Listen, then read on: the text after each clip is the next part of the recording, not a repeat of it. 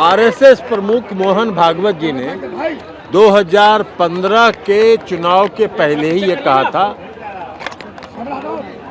कि आरक्षण व्यवस्था पर पुनर्विचार करना चाहिए। आरक्षण व्यवस्था को फिर से सोचने की जरूरत है और उसी समय हम लोग को लग गया था कि भारतीय जनता पार्टी का एजेंडा है इस देश में आरक्षण व्यवस्था को समाप्त करना। और अभी जो नगर निकाय के चुनाव में अति पिछड़े वर्गों को जो बिहार में 20% का आरक्षण दिया गया, 2006 में पंचायती राज में दिया गया, 2007 में नगर निकाय में दिया गया, यह मामला पटना हाई कोर्ट और सुप्रीम कोर्ट तक गया।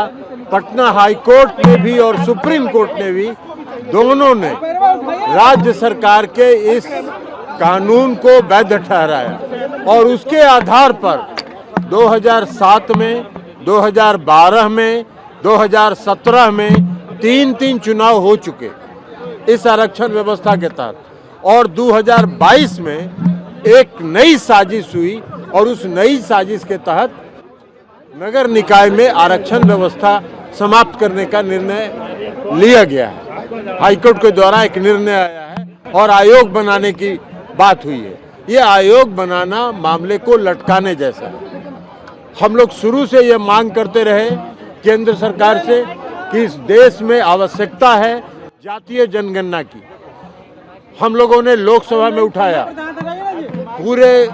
पूरे सांसदों का प्रतिनिधिमंडल गृह मंत्री से मिला, माननीय मुख्यमंत्री जी ने दो बार, बिहार की विधानसभा ने दोनों सदनों ने सर्वसम्मति से प्रस्ताव पारित किया।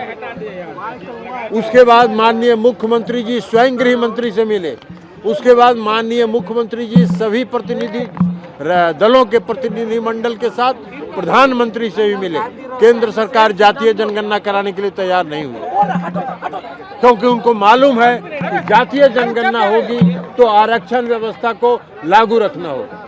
इसलिए केंद्र सरकार इसको नहीं मान रही थी। राज्य सरकार बिहार में अपने बलबूते पर जातीय गणना करवा रही है। लेकिन इस बीच में जो नगर निकाय में आरक्षण व्यवस्था समाप्त करने का उच्च न्यायालय का निर्णय आया है, 3 बार चुनाव हुआ, वो कहीं से उचित नहीं है और भारतीय जनता पार्टी लगातार झूठ बोल रही है।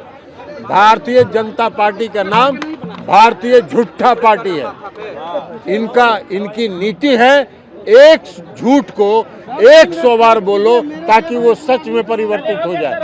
ये पोल खोल उनका आंदोलन है और जनता दल यूनाइटेड और महागठबंधन अति पिछड़े वर्ग के बीच जाएगी और अति पिछड़े वर्ग को ये बताएगी कि भारतीय जनता पार्टी केंद्र की सरकार ने किस तरह साजिश किया आरक्षण व्यवस्था को समाप्त करने के लिए।